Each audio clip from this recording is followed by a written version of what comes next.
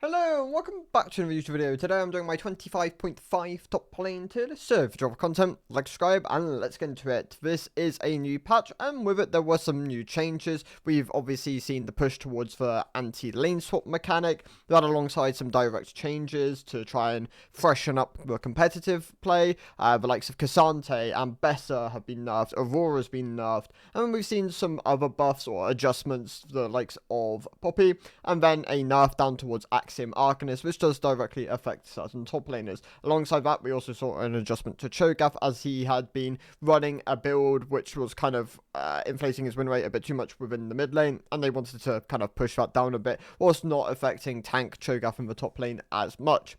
Let's get into the tier list. So the D tier is going to consist of 3 champions. That is the 3 least popular top laners on this list.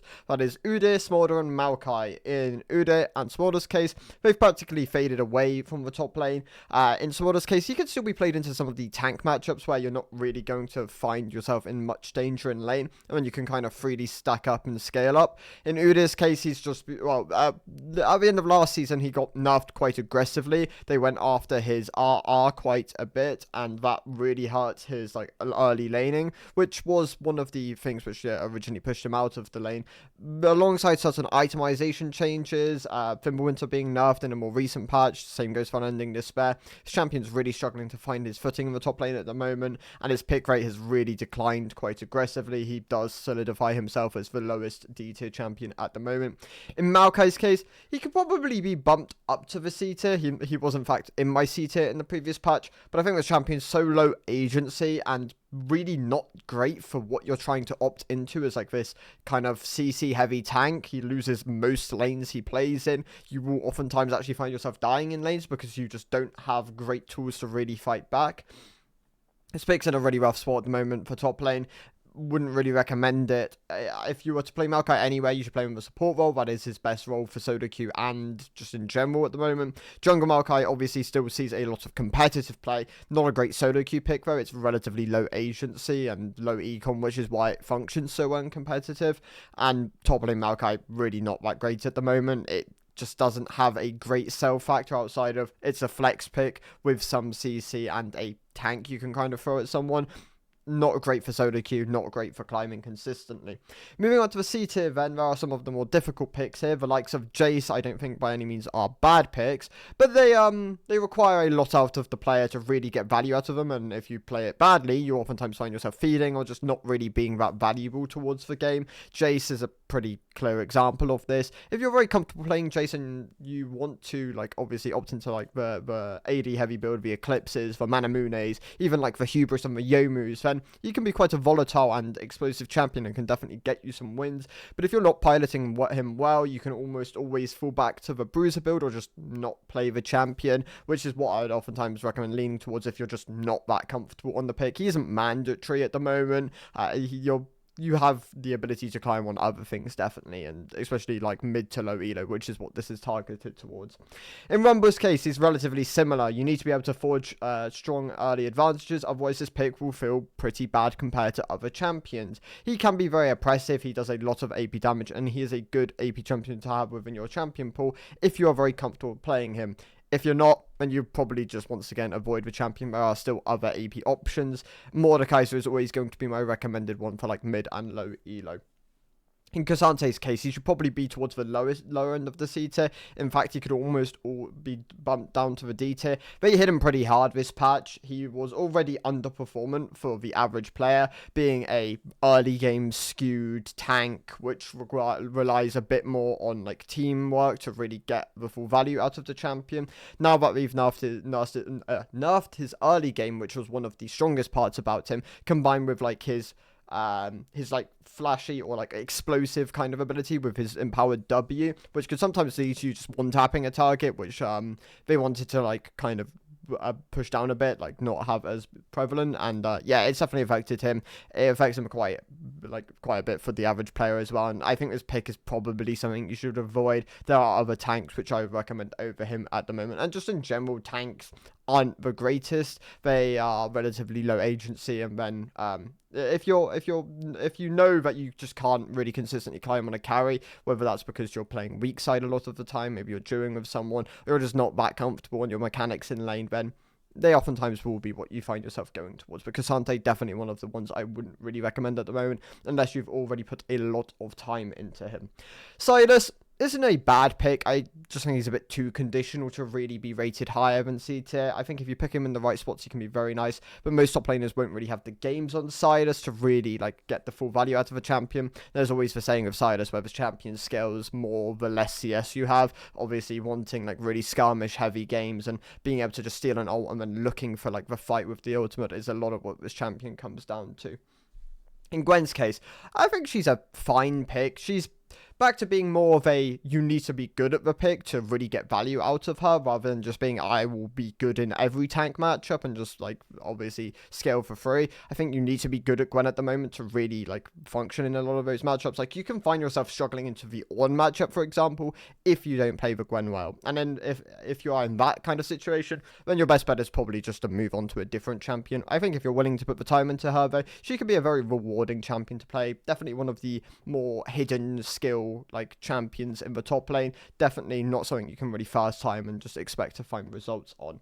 In Yone's case, he's also a bit harder to play than some of the other top laners. I think he's definitely not one of the top picks at the moment in the top lane. He's still a fine mid laner. Like if you want to play Yone anywhere, you'll probably be better off just generalistically playing him in mid lane. But Yone top can be good into certain matchups where you can either free scale, you can freely just like stat check into someone, or you're in a skill matchup but you have the benefit with like your ease and your mobility to kind of like play around it. Aatrox is always one which comes to mind, like if we remember like the Zeus Yone into Aatrox back at 2023 Worlds. Like Yone is a good example of a champion which could come out every so often, and I think that is where he is at the moment as like a C tier option. Swain, good counter pick. Outside of being a counter pick, he really struggles into a lot of the top lane matchups. You want to play him into like a double tank top side or into a team comp which doesn't have a huge amount of damage. I think he's really good in the right spots, bad generalistically though.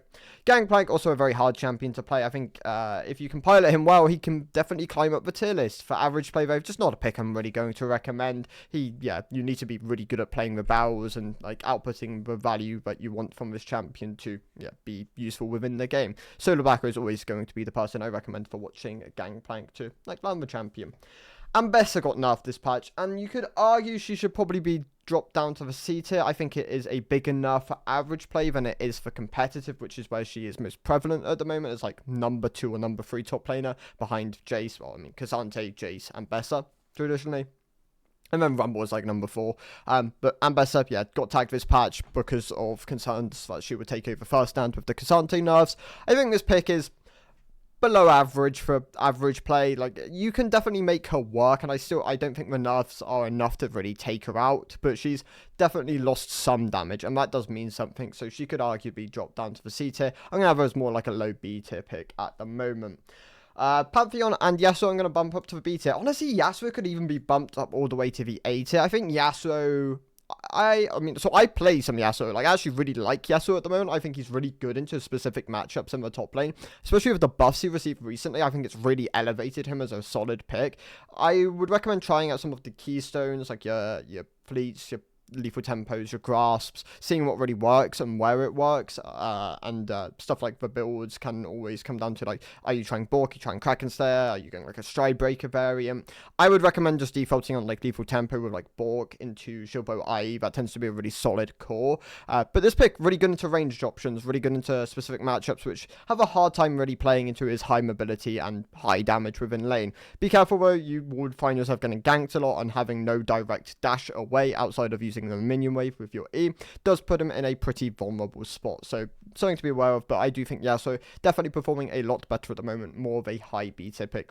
Pantheon's case, I have a personal dislike for Pantheon. It's more of the nature of how the champion wants to win games, which is why I don't rate it as highly. It's a very early game focused pick which relies really heavily on dominating lane to really get value out of it later on. Obviously having a non-combat ultimate definitely like means he can struggle a bit more at 6 into specific matchups, and as an early game champion that can feel quite bad. I think he's definitely got some issues which can be exploited, but I think the champion is fine. It's a bit below average, and I think if you're going to play Pantheon anyway, you should play him in the jungle, but yeah, he's a 4-way flex pick. You can still opt into him in the top lane. And I'd say he's a pretty solid beta. Definitely higher if you pick him in the right spots as well.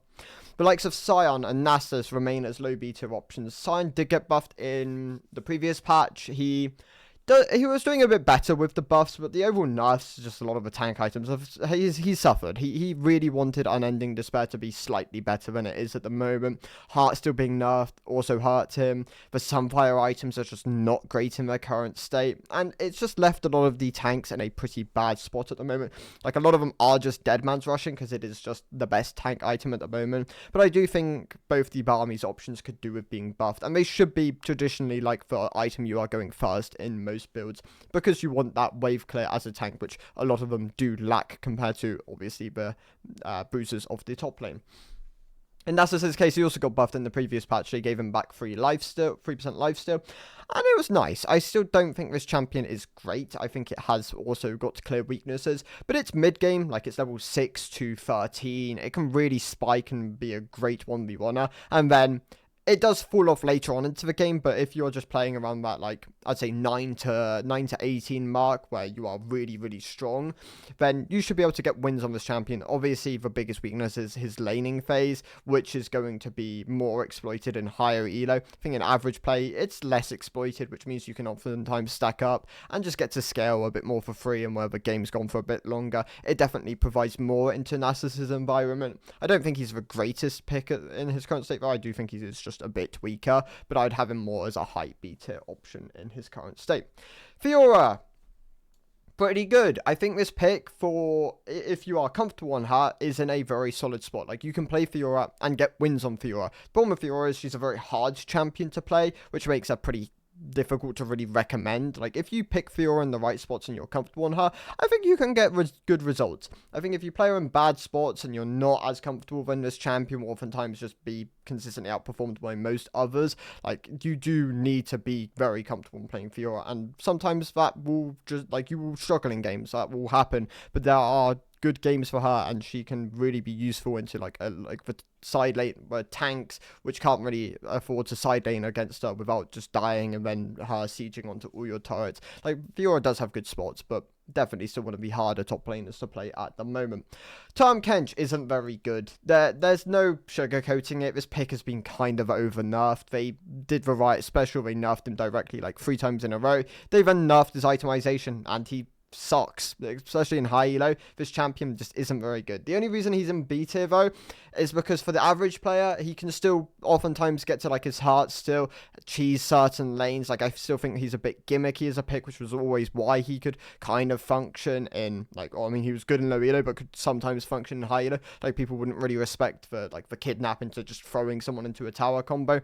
But I think this pick's just a lot weaker in his current state, and Riot have specifically said they are not going to buff him, so I would recommend avoiding Tahm Kench at the moment, to the point where I could even put him in the C tier, which I might do actually. I just don't really recommend Tahm Kench as an option in his current state. Vayne is a solid beta option. I think in isolation, Vayne is a very good pick. The problem is if you bring team compositions and jungle ganks and certain other things into the equation, then Vayne does suffer a lot as a champion. But yeah, if you can get good vision down, you're playing it into good matchups, then I think Vayne can be a really solid top lane pick at the moment. I do think her biggest vulnerability is, being chain ganged, falling behind, and like specific matchups where she just can't really punish as much as she would really like to. But I think she could still sit as a very solid B tier option. Ryze, good AP option in the top lane. I think if you're comfortable in Ryze, you can bring him into the top lane. If you're not comfortable in Ryze, you're probably just not going to play him here, but you can, he can definitely find you results. I think Jax is still a bit under at the moment, especially for the average player. I wouldn't be surprised if at first stand, he does end up taking over as being like one of the top laners. Maybe even number 1 with Cassante being nerfed. It's definitely something to watch. I think Jax is definitely like a fringe pick at the moment, and with nerfs to other things around him, he can definitely pop back up as like a really solid option. I think for average play though, he's still a bit under the bar though, so I do have him as a beta option. Play him into like auto attack based matchups, and you should still get good results, and like matchups which are heavily countered by Counter-Strike. Tryndamere, his playstyle is a bit frustrating at the moment. Obviously, it just comes down to his inability to really be pushed out of lane and then just sieging as much as possible. Into specific matchups, you can really like dominate with this playstyle. Into other matchups, you're never really going to find the value you want within the game. A lot of it does come down to RNG early. Like, if you can just RNG get an early game kill, you can snowball that advantage and be really effective in the game. If you don't and you fall behind, then you'll just be nullified, and oftentimes finding yourself not in a comfortable spot to really be playing Tryndamere within the game. Aurora sits towards the lower end of the B tier. I could also possibly drop Aurora down to the C tier. I think she's incredibly oppressive in Elite, but I think her average play is pretty bad at the moment. The direct nerfs to her this patch, I would say, are probably the wrong way about going, wrong way to nerf Aurora. I think they should have gone after base damage, but maybe like early game base damage. Like, her E is practically undodgeable for certain champions if they don't have a dash or they have like above, I believe, 75 units of hitbox. Then Aurora E will consistently just hit them and they can't really do anything against that. And if Aurora E hits, then it's a guaranteed slow, which can oftentimes just mean you're guaranteed to take the full EQ combo, which makes certain lanes very hard to play against her. That being said, though, she's very unpopular in top lane now. She has been declining in pick rate for a while. I think this nerf kind of seals the deal. I think Aurora will go back to being like a very niche top laner, kind of like a Swain in a way, but possibly even less popular with that as time goes on. So be interesting to watch, but I think Aurora sits as more like a low B tier option at the moment. Trundle, only really good in low elo. Like, you're predicating on bad macro to really get value out of his champion, but he can be really good in isolation against specific AD and tank matchups. So there is strengths to the pick, but I think he's very one-dimensional in how he wants to play the game. Alawi isn't great at the moment, but once again has some really polarizing matchups, which can make her really frustrating to play against. Certain champions just can't really consistently dodge her E because they are too big in unit size, and she can oftentimes just walk around, hit them, and they can never really answer back without just being like subject to being heavily chunked. So there are some really bad matchups or good matchups for Alawi, but I think in general she is underperforming at the moment. Not a pick I'd really recommend. Varus is within my beta. I think he's really good if you play the Ginsu Hullbreaker build. I think it's really hard for a lot of champions to itemize against him. The nerfs towards plated steel caps also really benefited him. The biggest vulnerability is like relatively similar to Vayne, where you can be punished by ganks, and certain matchups will quite comfortably get onto you and really make it quite hard to pilot this champion. But I think into immobile tanks and specific champions which just don't have the tools to get onto you, he can be a very valuable pick, but yeah, has the problem of being damaging towards team compositions traditionally. Quinn. Do I have Quinn in the B or the A tier? I think Quinn could possibly be bumped up to the A tier. You know, I'll bump Quinn up to the A tier. I think this champion has some really unique issues in her current state. Well, I say unique issues, like unique strengths as well, where her wave clear isn't great, but you can opt into Profane Hydra. Her map mobility pre-getting access to like level 6, level 11, when you're getting like the really fast Valor, can be frustrating with like how you want to pilot the champion, but Symbiotic Souls can kind of get around this. You can just push out waves back and then roam into different lanes. I think she has really clear ways of cheating tempo. I still think she has some of the issues which she has always had, but you can definitely work around them, and I think Quinn is definitely doing a lot better, especially with some of the direct buffs she received to her W, combined with buffs towards her or Symbiotic Souls, and I believe there was one other buff. Oh, Electrocute also being buffed does help her. So I'm gonna bump her up to the A tier. Vladimir remains as a B2 option, a high B2 option. I think he's pretty solid at the moment. I think if you're a one trick or you're a very comfortable champion, you can play him in the top lane and definitely get good results. I think if you're not a one trick, then you're probably not going to play Vladimir, but if you want to learn him, he's in a relatively decent spot at the moment. There are lots of matchups which you can kind of freely scale against, and certain matchups where he can just outright win, so I think there are good spots to play him in his current state. Malphite I don't like at the moment. I think this champion can only come in as a pick later on into draft. I get that he is easy to play, but it's not really enough when he just doesn't have as much agency as like most other picks within the top lane. He is a tank after all. So you want to play him in the right spot. He can only come in as like a B4, B5, R5 kind of pick, and that just makes him really hard to promote. He's a pick which you can opt into every so often, but the fortunate thing is, he is easy to play, and that does give him some level of strength, as you don't need to put any time or practice into him and still get results if you're playing him later on to draft, if you're not comfortable playing a different pick in those spots. So high B tier pick, not a champion I'd really recommend playing at the moment. I think this champ probably just generally needs to be overpowered in the right spots to make him worth playing, and I just don't think he is quite that at the moment.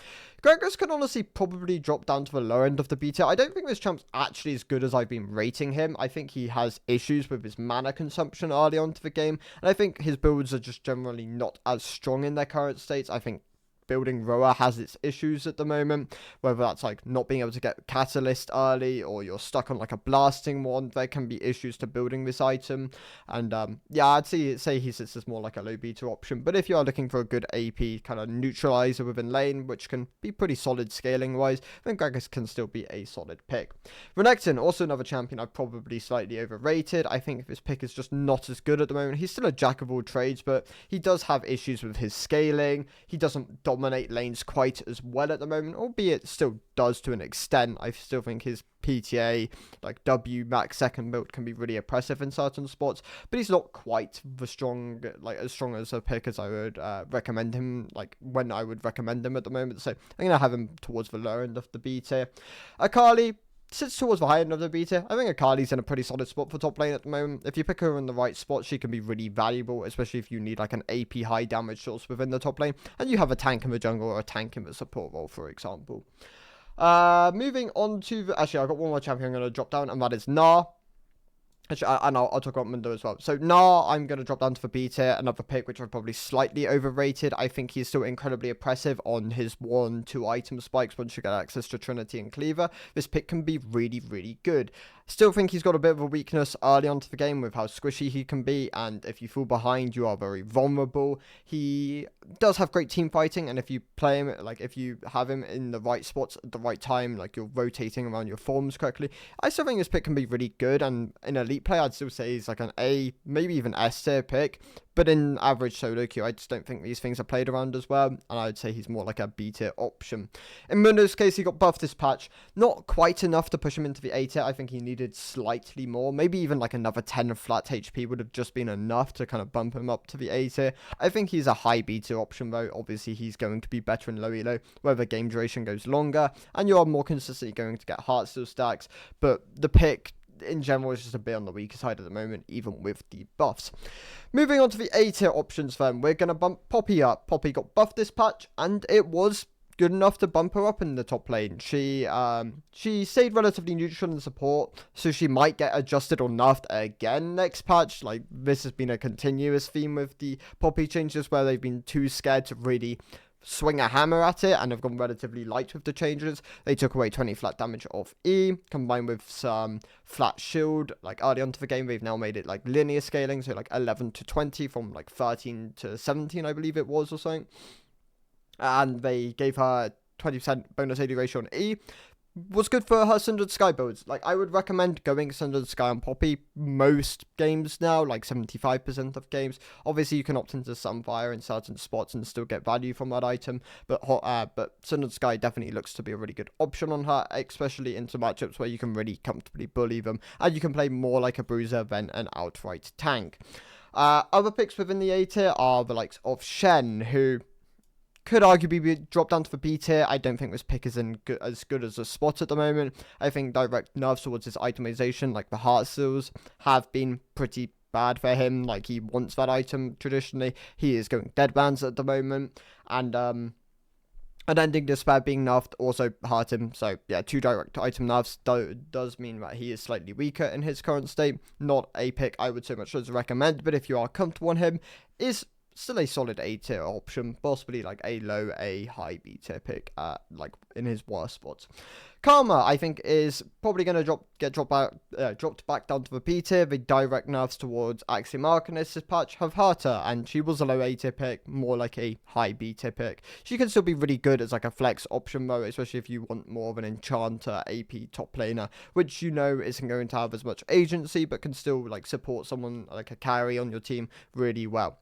Zac, still a solid A tier tank option, just very unpopular. That's kind of the issue with the pick in his current state at the moment. I think Kennen is really underrated. Probably sits towards the lower end of the A tier though. You want him in good matchups to really get full value of the champion. Axiom Arcanist being nerfed does hurt him. If you do opt into it, you're probably find other things to go. Like, he wasn't hard bound to it, unlike other champions.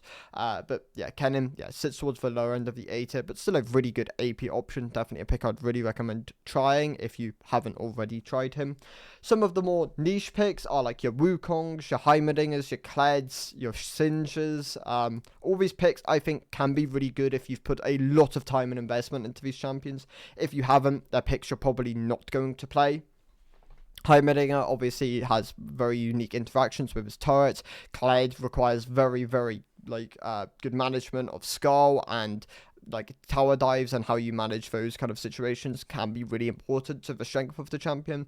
In Wukong's case, he got direct nerf for jungle, and that did affect his top lane. It means he's more like a low A tier pick. He was kind of like a hidden OP pick in the directly nerfed direct nerf, so that's kind of unfortunate. But yeah, Wukong sits more like an A tier pick at the moment. And then Sage, usually always held as an A or even S tier pick. This champion has very unique gameplay, and you can oftentimes find yourself proxying or doing certain things which other champions just wouldn't really be consistent or able to do because of the way the champion interacts with waves and other champions.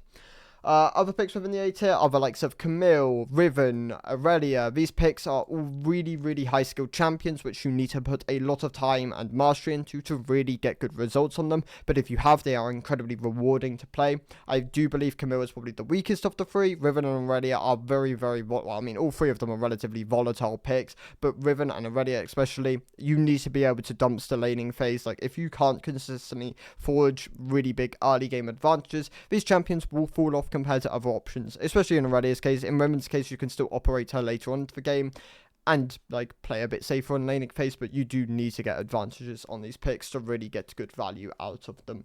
Volibear sits as an A tier option. Very simplistic pick. Like, you can play him as a tank. You can play him more like as a volatile AP bruiser with the Flicker Blades variant, or Roa, Riftmaker, Flicker Blades. There are different ways of playing it, but that is one of the kind of builds you can opt into. Tank is a bit weaker at the moment, with Unending being nerfed and Fimbulwinter being nerfed. I think the champion sits as more like a low A tier option at the moment. I don't think he's quite as strong in his current state, but if you enjoy playing Volibear, you can still definitely get good results on him. Teemo and Yorick are very good low elo picks. I think both these champions are very, very very good low elo options. They tend to fall off quite aggressively the higher up you go. More so in Yorick's case. Yorick goes from being one of the best top laners, even outright the best in iron, bronze, silver, to one of the weakest once you get to master, grandmaster, challenger. I think if you enjoy him though, he can be a really good pick. You do want to obviously play around his aggressive side laning, and his you need to play around Maiden to really get value out of the champion. But if you do these things, he can be a really good option. In Teemo's case, he has some really oppressive matchups which you can play him into, like Teemo Camille, for example. I believe is still incredibly Teemo favored, especially in low elo. It might change when you get into Master Plus, but that has always been one which has definitely been very, very Teemo favored in win rate, especially. The pick, wants games to go long. You want to play on your shrooms. If you can get to the scenarios where he can really excel, he can be a really valuable pick, but he does fall off quite aggressively the higher elo you go. Ornn, I managed to miss. Ornn is a low A tier pick. I think he does what you need him to do. He is a good scaling tank option, which can sometimes win lane and sometimes really struggle in specific lanes. He's not the best tank at the moment. I think he has clear weaknesses, especially in matchups for the most part. But if you can, if you want to pick a blind tank, which isn't Cassante, because Cassante only really is viable in high elo and competitive, then Ornn is probably one of the good go-tos if you are not comfortable on other options. The rest of the A tier consists of Olaf and Aatrox. Both these picks still really good. Olaf, especially into some of the tank matchups, and matchups which have a really hard time dealing with his ultimate, and you can just kind of walk through them, Ornn, for example. Olaf can really comfortably run over that matchup because he can nullify most of Ornn's abilities and stop him from ever really trading into him. He also does want good compositions traditionally, but if you can find those spots, Olaf is a great pick. Aatrox, same goes. If you play him into some of the tankier matchups like your Mundo, for example, Aatrox can be incredibly valuable. He can still function into some of the range picks with Electrocute Execute, Comet, Cyclosword variants. I still think those can be really good in the right spots, but generalistically, you're playing him into big health pool team compositions where you can't be killed, but you can out-sustain and do a huge amount of damage to like tankier team compositions. Moving on to the S tier then, we lead off with Cho'Gath. He got nerfed this patch. He was massively overperforming in mid lane to the point where we even saw Los Ratones play him as a mid lane option in the grand finals. This pick has very uninteractive wave clear. It's not as uninteractive as it was in the previous patch, but you can still kind of work around it. I do think the nerfs are meaningful. Like if you are playing the Halo Blades Shuralia variant, you will feel the nerfs. I think tank Cho'Gath is fine, but it traditionally is a bit weaker because of, I mean, it's better in low elo where you're going to get more heartsteel stacks for gamers going to go longer. You're going to get more ult stacks and grass stacks for that reason. But in mid and high elo, the Halo Blades one was outperforming it. It allowed you to kind of cheat tempo and just do things which Cho'Gath really shouldn't have been able to do. He's weaker now. He sits as more like a low S tier option. Kayle, really good pick at the moment. Really good scaling. Really hard to like kill at the moment in her current state. She requires 2 people traditionally to dive her, and she can't really be zoned off the wave as easily with the wave changes which they implemented at the beginning of this season. I think this pick definitely has increased in value, especially with direct nerfs you received. The higher up you go, the more likely you are going to be dove, and enemy jungle will play correctly according to like how you are playing, and that can definitely be quite punishing. But I think all the way up to master, Kayle is still a great option to pick. Some of your juggernauts include your Mordekaisers, your Sets, your Dariuses, and your Garens. In, I'd say right to left is the best order of playing them. I think Darius has the most skill expression and is the best going into high elo. I think Garen is an incredibly good pick at the moment. Axiom Arcanist being nerfed did hurt him, but I still think he is an incredibly strong option, which is a very uninteractive way of laning, especially if you are opting into phase rush. I think Set and Mordekaiser traditionally, well, I mean, Mordekaiser's case does better in low elo. In Set's case, he needs to get early game advantages to have as much value as the other juggernauts in the S tier, but I think all 4 of these picks can be really good in the specific spots. The other picks here are Cassiopeia, which is a bit more unique, but still great into a lot of the top laners where she can just freely kite them out and has great scaling. Great early game damage, especially if you can just land Q and then just chain it into an E and then a Q, and then you can just run someone down. In the top of the S tier, I have Warwick. Warwick's still an incredibly good pick. For direct nerfs to him in like 0.4, didn't really do enough to kind of nerf him out the top lane. He's still one of the best options here. He has some really, really good matchups, which he can just kind of like run over. He does fall off. That is always going to be the concern with this champion, but he is low elo skewed because people won't play around you correctly and will just feed into you, and then you can close out games early with just how strong the champion can be.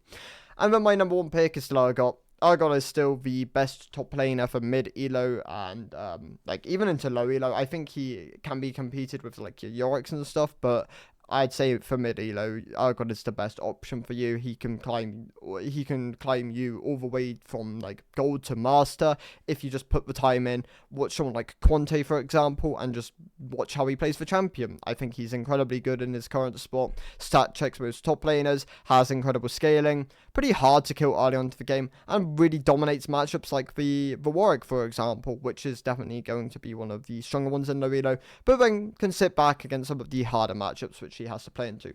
Those are my thoughts. Thank you guys for watching. I will see you in the next one. Goodbye.